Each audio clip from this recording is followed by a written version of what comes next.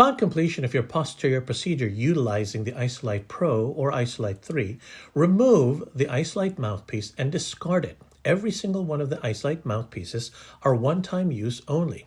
You'll need to remove the vacuum light pipe. Do this by pressing the button and sliding it off of the control head of your Isolite Pro.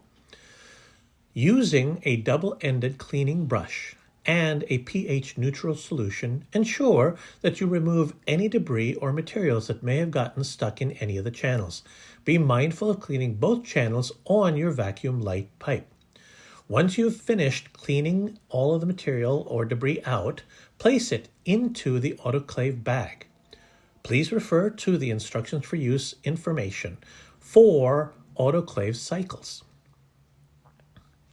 Once the vacuum light pipe has been autoclaved and you want to reuse it, it's a matter of removing it from the autoclave bag and replacing it onto your Isolite Pro or Isolite 3.